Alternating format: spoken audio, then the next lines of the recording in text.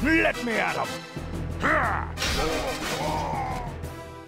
Well, there it is. Hello and welcome to another witty vlog, a fitness one, where I discuss things about fitness and how I've been progressing so far. So, for those of you that don't know, I embarked on a new voyage, a new journey of ultimate fitness, of the Illidan level. You know Illidan, right? The one from Warcraft 3? That's the goal. Gotta look like Illidan. As impossible as that is, it would be fun to try and at least attempt it. So, I am doing quite well. We're now 2 weeks into this at least. So coming up actually onto the third week. It's Wednesday today, so a couple more days and it'll be 3 weeks. And I think I've been doing pretty well so far. A bit slack this last week, but that's kind of because of the bank holiday. And I had the Patreon game stream as well this Sunday, so only a few days ago, where I did a 12-hour stream, so I had to get prepared for that. So I had a lot of busy work in terms of sort of like production values and that sort of thing, like setting up bots and stuff that I didn't really know how to do, so I had to learn how to do it, and that takes time. So it took time out of my schedule in terms of working hard and being a bit more fit than I was intending to be. But hey, this is more of a lifestyle than anything, and that's the whole point. It's supposed to fit around my life. I'm not in a position where I can give up everything to purely do fitness, because then that would be a lot more easy to achieve the Illidan status. However, I will still try to get it whilst trying to accomplish everything that I do want to accomplish in life. That's the whole point, isn't it, after all, is to accomplish and enjoy your life, but be fit and healthy enough to do so. So, with that said, I want to discuss food, and this is probably another topic as well I'll bring up in future videos as well, particularly maybe the next video afterwards once I've done enough research. But prep mealing is something I'm very interested in learning. However, I have still yet to really truly research it other than watch one YouTube video. So if you guys know anything about prep mealing or have experiences in regards to making your own food, in terms of being fit and healthy, trying to get as many proteins in there, as many carbohydrates, not so much as many carbohydrates, the good carbohydrates, slow carbohydrates you have during the start of the day, the fast carbohydrates, maybe you've just done a workout, that kind of thing, and obviously loads of veg, because you just can't go wrong with veg. I don't really have that much fruit other than at work. I don't know whether it really hurts you to not have fruit. It's good for you in terms of the vitamins that it provides, but it obviously has the high sugar values, and sometimes it's a pain in the ass. But I'm going to show you a few pictures to whet your appetite in terms of sort of like the luxurious food that I eat. Although we'll start off with this first one. So this is what I cooked. This was yesterday. So the first two. Oh, hang on. Hello. Hello. That's not the one I'm after. That's the wrong one. This is the one. Hello. Hello! That's me dicking around yesterday. I meant to take a picture of my food, and I decided to take a selfie of the food that I was eating as well as my face. So that's the sort of thing I do. I'm just an idiot. As you can see, it's only one picture. I didn't decide to take it again. I thought that's enough. That shows you everything you need to know in life. So if you concentrate on the food more than my stupid face, you will see there's turkey steak mince, so I grill that. And then I've got asparagus to the left of that, you can just about see. Asparagus tips. Chestnut mushrooms, they were really nice, and I grilled those. I must have grilled them for like the exact right amount of time because they were so juicy. It's gorgeous. I love mushrooms when they're like that. And brown rice. So that's my long-term carbohydrates, basically. I don't know, slow burning carbohydrates. I have two basically that I only eat, and that's mostly because I'm not very aware of others. I'm very strict in terms of what I eat, but that's mostly because I don't have that much of a library when it comes to sort of like foods that I can eat or I can eat safely and know that it's not going to screw me over.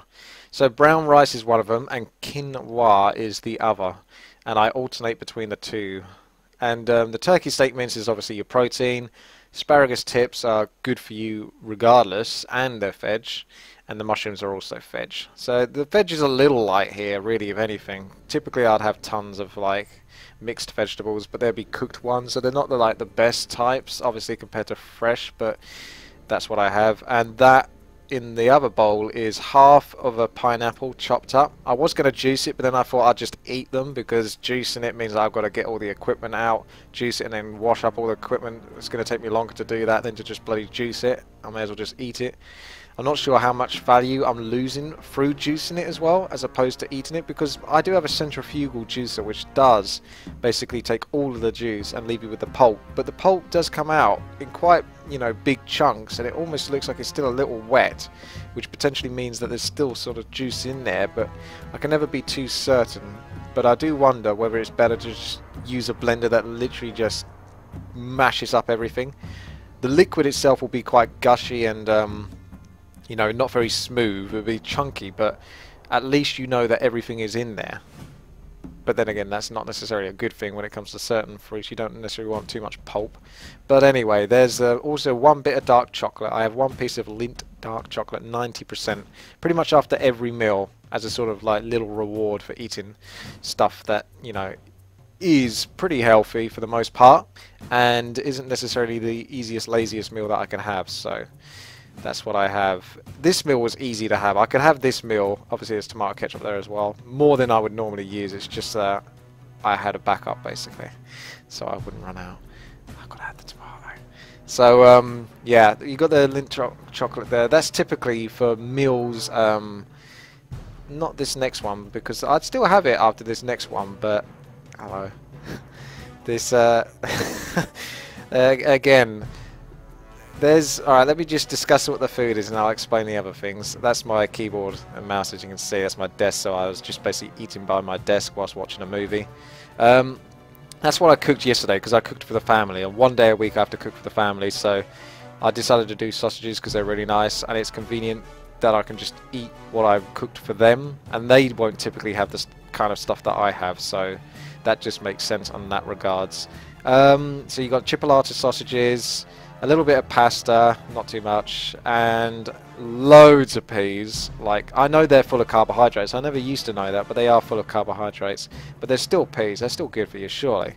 And a bit of mashed potato, which typically I wouldn't have if I'm being very strict, but because it was a family meal, I would. So because the mashed potato involves milk and butter, of which I basically haven't had any. The only other time where I had basically butter as well in the last, since I started, was and dairy for the most part, was on the Patron game stream, where I had to make myself a sandwich because I took a half-an-hour break. I needed to eat something quickly, so that was, there's a few exceptions. So this isn't like, oh, it's so strict, I cannot possibly eat that.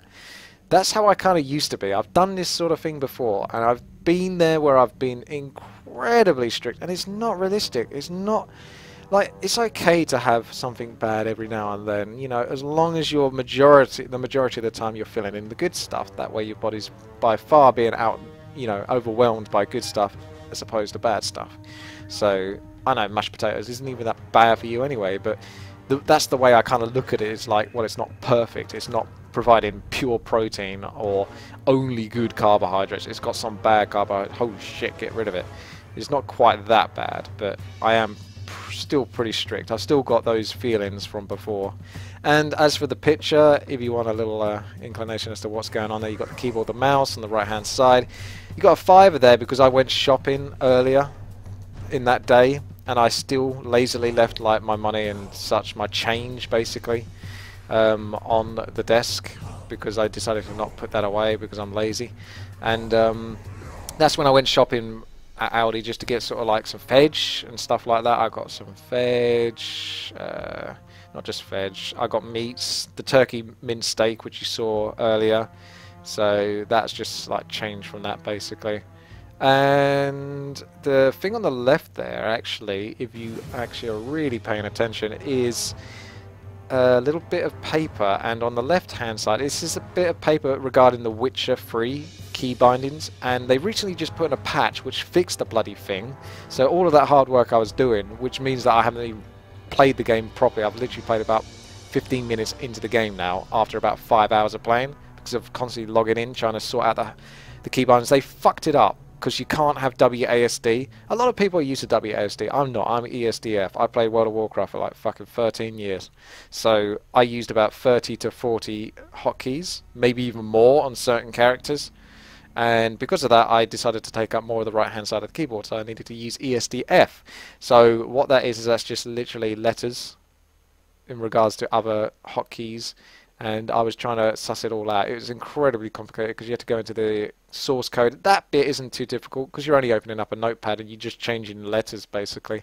But the tricky part was every time you logged in, whatever you changed basically fucked something else up. So it's a case of a long process of trial and error trying to work that out. I don't know really what that's got to do with fitness. Perhaps you can regard that in the stress factor along with the other stuff. So the final picture is a somewhat blurry picture, but this is something I ate about 20 minutes ago. That's on the right hand side. You've got tuna and brown rice. So I detest tuna for the most part. It does not taste nice, but I eat it, and that's one of the ways I eat it. I used to eat it just as it was. That was bad because it's fucking horrendous. So then I started to eat it with crisps and peanuts. This is not in this fitness segment. This is like way before. You know, these are trial and errors of me trying to get used to eating tuna, and that obviously wasn't very good because as time went on, I just ended up adding more and more peanuts and crisps. So the tuna was getting overwhelmed, and I noticed a pattern there that I was actually just having more of the bad stuff than the good stuff. So it's kind of pointless having the tuna in the first place because I was having the bad stuff so that I can compensate for the horribleness of the tuna. So now what I do is I kind of put up with the majority of the horribleness of the tuna because I don't have those crisps and peanuts, but I do have the brown rice, which kind of mitigates some of the flavour. And on top of that, with all of my meals, I put pepper in there. But with this one in particular, I put shitloads of pepper on. A bit of salt and chili flakes is what you're looking at, so it adds a bit of spice and extra flavour. And I dry the heck out of the tuna because I simply don't like having it wet and soggy. It's horrible enough as it is when it's then anything. I much rather eat dry, tough food than soggy, gooey food. I just can't do those.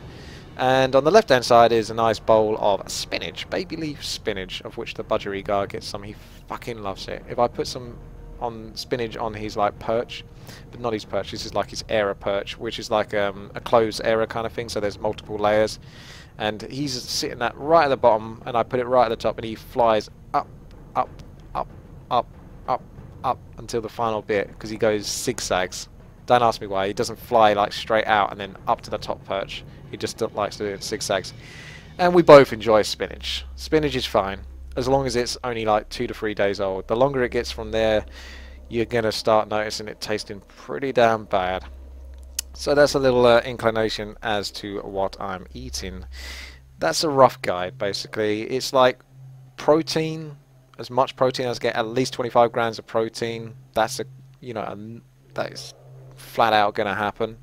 And then you've got slow carbohydrates like potentially pasta or brown rice. It's always brown rice and quinoa at the moment. That pasta is pretty much the first time I had that. The only other time I had bread as well was during the Patreon games as well for that sandwich. Otherwise I'd never have bread. Even like the whole wheat bread, I don't think there's really any true benefit to it. Do you know what I mean? Like, you can have it, but I don't think... I mean, again, this comes back to that sort of, you know, you're eating well enough to compensate for bad things, but I don't think bread's a very natural, healthy thing for you regardless, because it is man-made, it's yeast and all that kind of stuff, like exploded. Yeah, I try to stay away from all that stuff because I just don't think it's necessary for you. So if you can try not to eat it, do that. That's my opinion anyway. Yeah, that's the carbs, the protein, and the veg is just veg. I have no problem with veg. I used to as a kid. Haven't for the last 10 years or so. It's been no problem for me. I can whack on unlimited amount of veg and it doesn't bother me. I like almost all veg, so I'm very lucky in that respect that I can easily eat veg without a problem. I can have just a bowl of veg and nothing else if I wanted. It's not an issue for me. So, and the Lindt Dot chocolate as well is also the little reward to get past the tuna and things like that. It's not so necessary after the sausages and that. And ideally, I wouldn't eat sausages either. This is just because it's a family meal. Because sausages, even these are really like good ones. These are like 90% plus meat, which is, you know, rare for sausages. My mum typically used to get like fucking sausages like 53% or 67%. I said, do you look at the back of the packet? You got to wonder. That's 50% meat. And the question is that even really meat? What type of meat is that? Because that's my point. Is sausages, even then, when you get 90% ones, 90% meat? what is the meat? So yeah, you know, if you know much about sausages and how it's all made, you know it's probably not the best type of meat. Probably quite gross, really, if you saw it before it was made. So I try not to have the sausages. So there you go. That's that. I think this has just been more of a little discussion about what I've been eating and how I've been progressing in terms of that lifestyle. And I hope you've enjoyed this.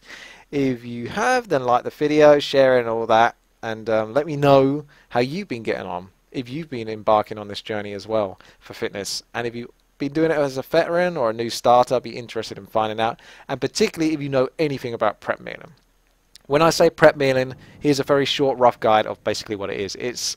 I'm going to take this afternoon to basically cook fucking tons. Like 2 chickens, just bowls of veg, like multiple bowls of veg. In terms of carbs, I'm not entirely sure what you would fit in, actually. Because if it was rice, it would have to be like reheated. So it could be brown rice, that kind of thing. And the idea is that you then put it into like 14 pots or something like that. And that will keep you going for 4 days or something like that. If you were eating like, 4 to 5 meals a day. I know the math doesn't work out, but you see what I mean. If you're eating, if you're, say, eating 5 meals a day, okay. Prep mealing would mean that you would have to cook, I don't know, 25 meals for 5 days worth. Do you see what I mean? And that's kind of what I'm going for. I don't typically eat 5 meals a day at the moment.